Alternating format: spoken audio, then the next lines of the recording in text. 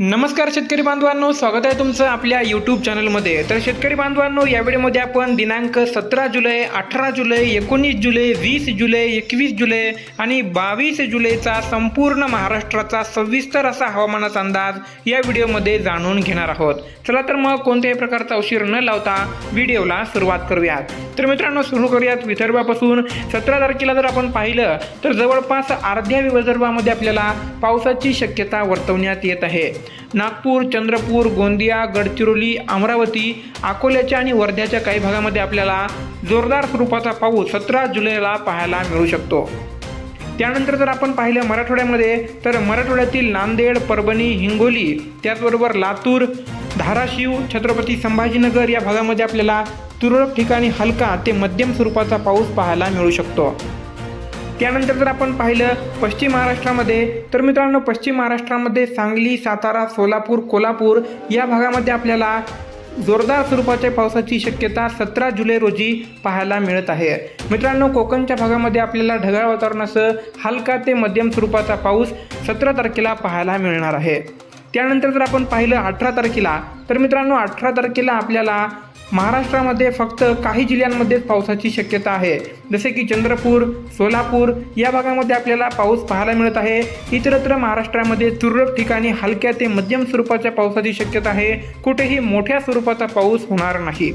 त्यानंतर जर आपण पाहिलं 19 जुलैला मित्रांनो, तुम्ही पाहू शकता 19 जुलैला सुद्धा आपल्याला तीच परिस्थिती महाराष्ट्रामध्ये पाहायला मिळत आहे। 19 जुलैला सुद्धा कुठेही मोठ्या स्वरूपाचा पाऊस आपल्याला पाहायला मिळत नाही।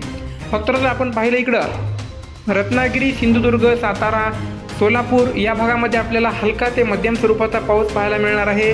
त्यानंतर उर्वरित महाराष्ट्रामध्ये तुरळक ठिकाणी ढगाळ वातावरण आणि काही ठिकाणी हलक्या ते मध्यम स्वरूपाच्या पावसाची शक्यता वर्तवण्यात येत आहे।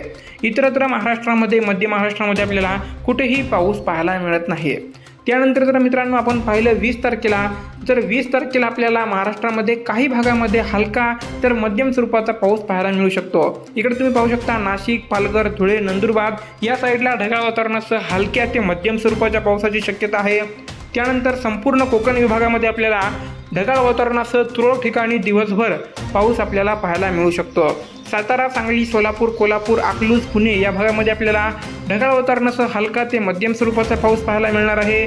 मराठवाड्यामध्ये कुठेही मोठ्या पावसाची शक्यता नाही। नागपूर, गोंदिया आणि गडचिरोली तर चंद्रपूरच्या काही भागामध्ये मध्यम स्वरूपाचा पाऊस तुरळक ठिकाणी पाहायला मिळू शकतो। त्यानंतर मित्रांनो, जर आपण पाहिलं 21 तारखेला तर तुम्ही पाहू शकता 21 तारखेला महाराष्ट्रामध्ये पावसाचं थोडंसं वातावरण तयार झालेलं आपल्याला पाहायला मिळत आहे। संपूर्ण कोकण विभागामध्ये पावसाची संततधार असेल। इकडे पश्चिम महाराष्ट्रामध्ये सुद्धा सातारा, सांगली, सोलापूर, कोल्हापूर, पुणे या भागामध्ये आपल्याला मध्यम ते मुसळधार स्वरूपाचा पाऊस काही ठिकाणी पाहायला मिळू शकतो। त्यानंतर इकडं विदर्भामध्ये सुद्धा नागपूर, चंद्रपूर, गोंदिया, गडचिरोलीच्या भागामध्ये आपल्याला जोरदार स्वरूपाचा पाऊस 21 तारखेला पाहायला मिळत आहे।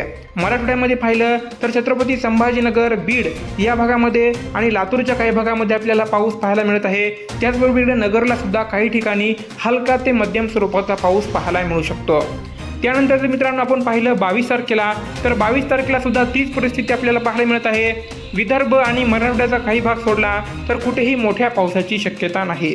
तर मित्रांनो, हा होता दिनांक 17, 18, 19, 20, 21 आणि 22 जुलैचा संपूर्ण महाराष्ट्राचा सविस्तर असा हवामानाचा अंदाज। जर तुम्हाला आता व्हिडिओ आवडला असेल तर व्हिडिओला लाईक करा, या व्हिडिओला जास्तीत जास्त शेतकरी बांधवांपर्यंत शेअर करा आणि हो, आपल्या चॅनलला सबस्क्राईब करायला विसरू नका, कारण जर पावसाची अपडेट अचानक काही आली तर सर्वात अगोदर तुम्हाला आपल्या चॅनलवरती पाहायला मिळेल। भेटूया पुन्हा एकदा अशाच एखाद्या महत्त्वपूर्ण व्हिडिओसोबत। तोपर्यंत जय जवान, जय किसान, जय हिंद, जय हिंदुस्तान।